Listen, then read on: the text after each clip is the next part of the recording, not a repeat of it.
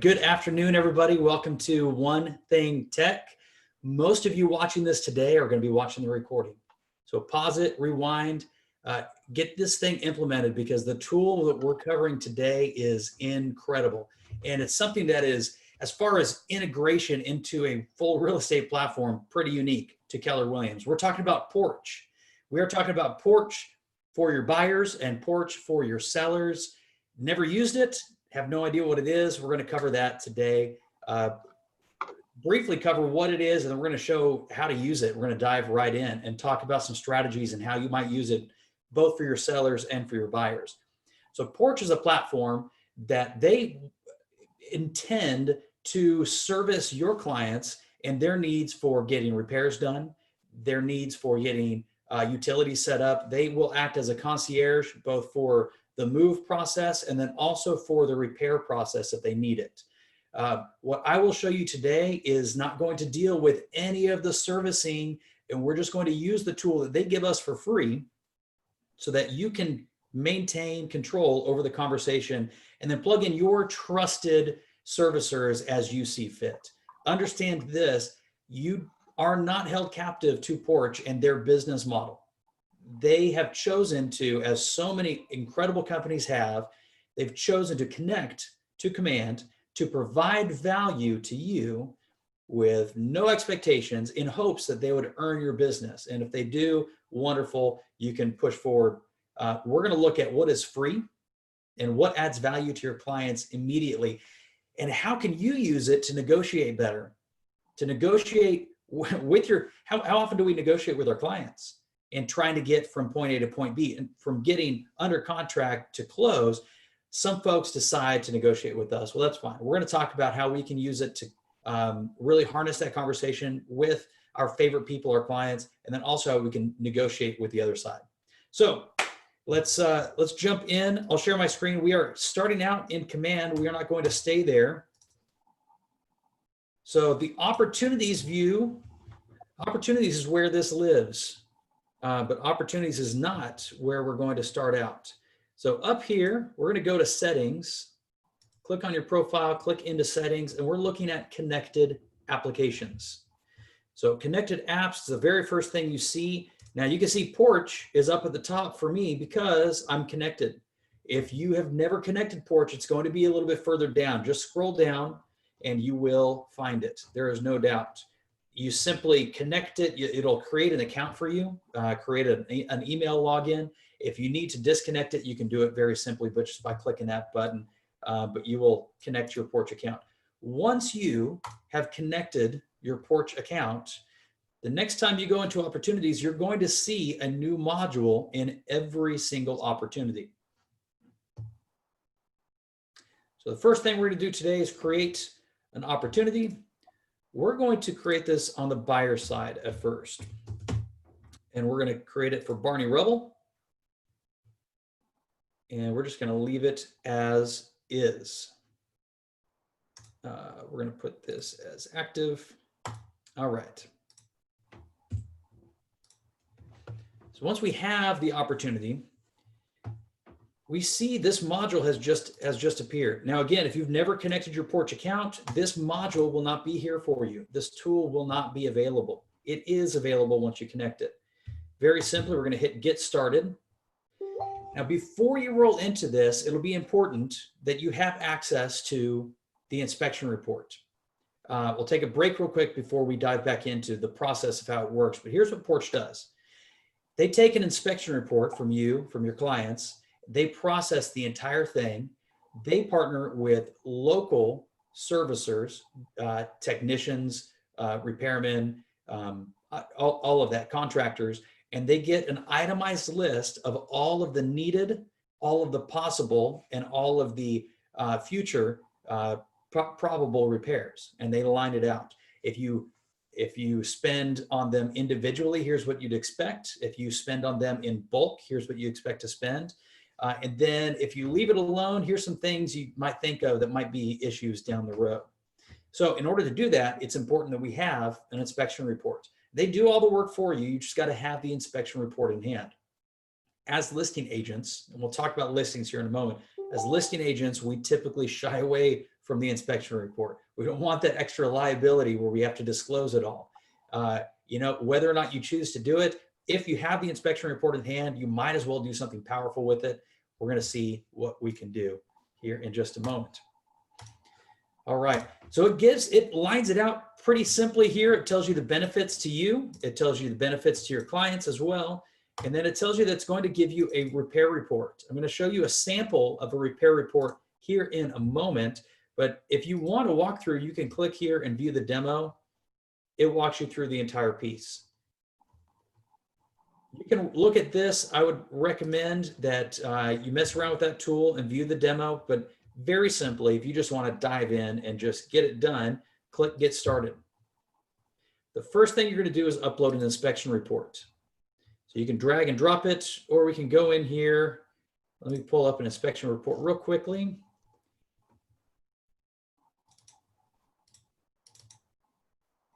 Home inspection. So you can upload your inspection report. They cannot do anything with this inspection report until it's been released by your clients, by your seller, by your buyer. So it's important that once we have this uploaded, we're going to hit next. That's the only thing to do on that screen. It's going to ask that you submit your client's information. So you can take that inspection report on their home or on the home that they prospectively will purchase, and that they can process it with your client's permission. You can fill out the first name, last name, email address. I don't believe, let's see. So the valid phone number, here's my recommendation. And I'll tell you this, I don't know, just candidly, I don't know how they feel about this. I don't know. I know that this is not the original intent. What I can tell you is my clients don't want to be blown up on their phone. Okay. So I'm going to type in my client's first name, their last name, their email address, and then I'm going to type in my phone number. Because if they have a question or if they need to follow up on something, they can follow up with me. The email that they send out is the one that's required for permission to be given. I'm not a big fan. Now, understand Porch is signed to the data pledge, so they're not going off and selling all this information. And I have my own Move Concierge that I choose to use, and I would not like for Porch to be following up by phone and by text repeatedly, okay? So I choose to use this as a tool and not give them unmitigated freedom to pester my client.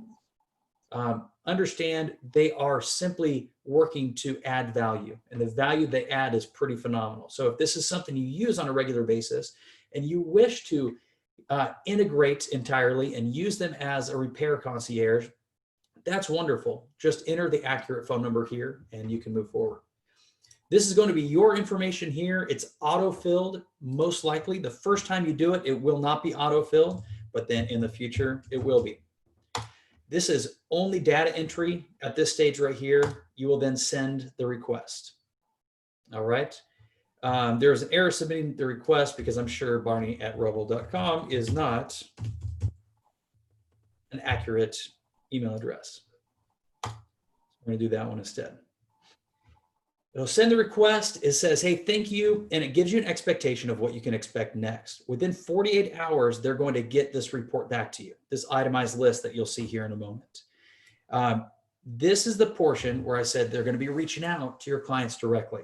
Again, understand if you put your client's phone number in there, they will receive phone calls at the very least, quite possibly text messages as well.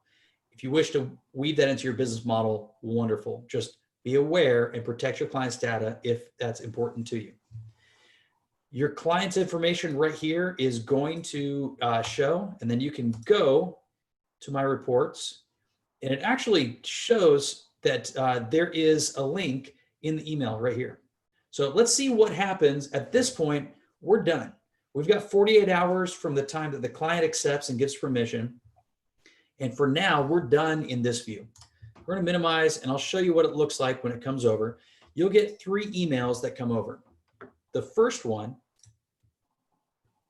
is directly to you, and it's to let you know that you've submitted the request, that this is basically a verification email, and it gives you the ability. This is really the reason that they send it, because instead, if you If you can't wait 48 hours and you instead need it back within a day, you can order 24-hour turnaround.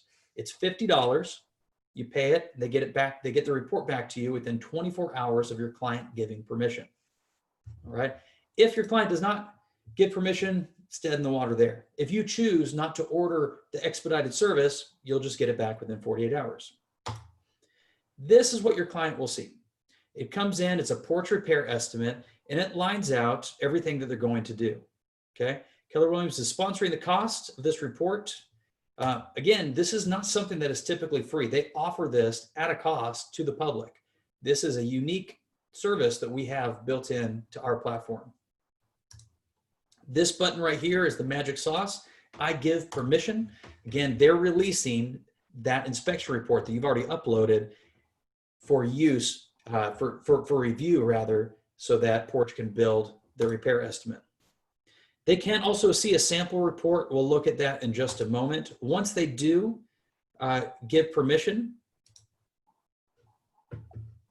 sorry, I flipped this around. So this is the first email. I said at first that you'd receive an email when it first went out. This is the verification email. Once it's done, you'll receive the one that says your inspection is done, now what? All right, so a report sample. It is a pretty simple piece. It comes through in just a few pages. Realistically, it should be 3 pages almost every time. If you have a very detailed report with lots of repair needs, it may be much longer than that. This is not going to be as long as a typical inspection report. You'll see it's line items and costs all the way down. So you'll have a nice cover page here. Now, here's the thing. If you choose, because you'll receive the report estimate as well, or the repair estimate as well. This is something that you could very easily blow up on your screen, get with your clients on Zoom, and go over the entire thing piece by piece. Within this, the second page is a summary page. And this is where I said there are 3 different types of costs. The total deficiencies, if they're all handled individually, the whole home estimate, and this is broken down in the next page for specific trades or specific systems within the home that could be repaired together. And then potential items are future items that you should at least be aware of. Now, let me just pause for just a moment and say that the most, based on this inspection report that this sample is based off, the most repairs that we could expect would be this number, 4150, plus this number, 1580. These are actual deficiencies within an actual inspection report with actual costs associated based on local labor, local trades. And so that $5,700 here, that's it. If somebody comes back with a $10,000 ask or a price adjustment, it's probably a bit much. Already we can see as a listing agent where our negotiating might come into play. Now, we're talking about buyers first. So again, we look at all these different homes on the market, and we see this one has these minor deficiencies. Your buyer might get bent out of shape. Most people do when they realize that there is something wrong with the home they're about to purchase. Well, it starts to quantify it. We can instead see, hey, look, if you took care of everything individually and paid professionals for it, it's only $4,000 to fix all of these items. And really, if we brought people together and we scheduled the trades all at once to do the entire system, whether that's replace this or repair all these things, it's only this $3,200. These potential items are not items that are really wrong with the house right now. So I know they might look bad on the inspection report, but based off professional opinions, these systems are working just fine, and we really wouldn't expect the sellers to repair them. Now let's talk about negotiating for your buyers, because really that's negotiating with your buyers and talking them out of walking and getting them into the home that they really want. This next page is what is pretty critical, and imagine sending this in with a repair amendment, all the true costs. You can see the contractors in this. This is a carpenter or a handyman. There are 3 items here, and then there are 3 pages where they are referenced. This is the issue. Access ladder needs to be fire rated, and then the action or the solution is change out to fire rated access. We can see to the right that this individual cost for this piece is $550. The next one, damaged doors, repair the damaged doors, that's $350. Garage door not fire rated, deliver and install the rated door to improve safety and self-closing, $360. Those all total would add up to $1,260, but if we had the same person do all of them, it's going to save on some of the labor, and we expect that's going to cost $1,020. We can see that's dropped by $240. We're starting to put it into terms that everybody can make sense with. And again, if we're negotiating for our buyers at this point and we're saying, hey, look, if we go and we take care of these things individually, if we replace this attic access, even though you've replaced these doors right here, it's going to cost us all more in the long run. So how about you just take care of it all right up front? We can see again, it's broken up by contractors, electrician, the plumber, the roofer, the landscaper, the garage door contractor as well.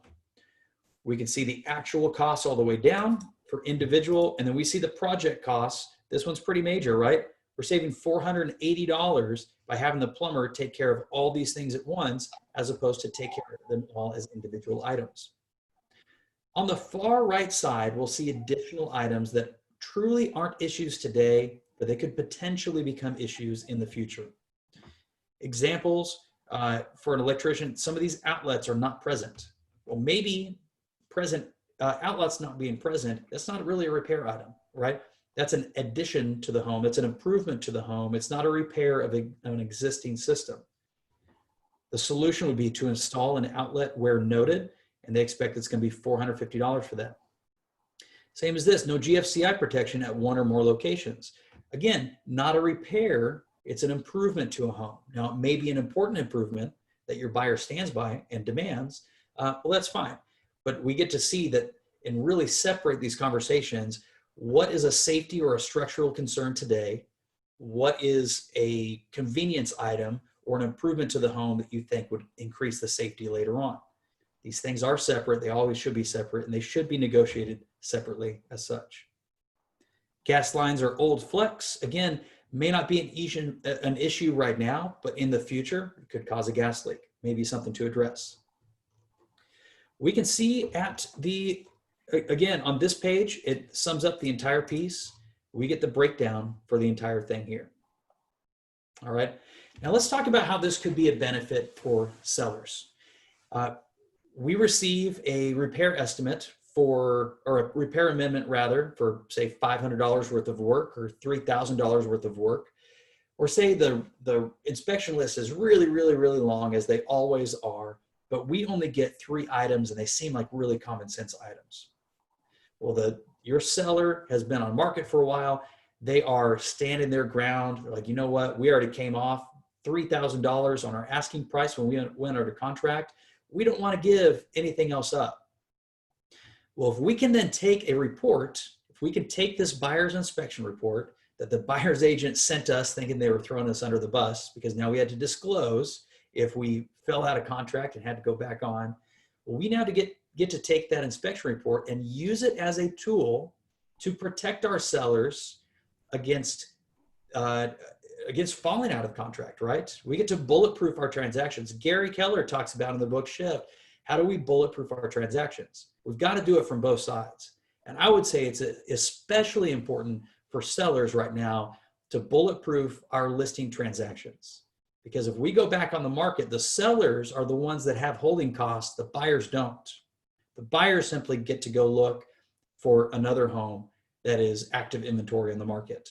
And then we've got to go and prospect for more buyers out there, right? So how do we bulletproof our seller transactions? We've got them under contract. We got the inspections done. The buyer said, hey, if you do these things, then we'll move forward. Well, if we could take the inspection report, put it in very, very clear terms, again, negotiating with our clients, negotiating for our clients. These are separate. So negotiating with our sellers, we get to say, hey, they're only asking for 3 things. And really, according to the professionals locally, here's the true cost if they ask for all these things to be fixed. And most of these are going to be things that they will fix at some point. So do you want to spend the $6,800 on this list? Or do you want to commit to the $700 it's going to cost you for these repairs? All right. We get to take them back to motivation, keep it in very clear terms, and really help them understand what it's going to take to move forward. Okay, let's flip it around then. And we're negotiating for our sellers at this point. So they've accepted at this point that they're going to do some of the repairs. We'll go back to the buyers at that point and say, hey, I see what you're asking for here, but I really don't think that we want to get all these professionals. You guys could probably take care of it for less. In fact, here's line items of how much it costs. We'd like to give you exactly that as a credit toward closing. We can use this report for our sellers, with our buyers, for our buyers. Guys, it's a really, really cool tool and something that you can use. Again, this piece, once you submit that report, it's going to show up automatically. And jump back over here. Again, we've been looking within the buyer transaction, but I do want to show you it's just the same in a seller transaction. So if we go to any of these, we can pull up and we can see this Porch repair estimate report. Get started. All right. What I can tell you, folks, is that if you don't use it, you won't know how to use it. Without some practice, you won't have the skills to be able to deliver and negotiate. We take bold for scripts and understanding how to operate, right? How to best deliver these concepts. I encourage you, go and submit a report. It's free. Go do it today and start practicing with it. All right. Looks like we've got no questions in the chat box. That is it, folks. We're done a little bit early today. Thank you for tuning in. You guys have a wonderful day, and we'll see you next time. That was awesome, Seth. Thanks. Thank you, Seth. Very good. Great information.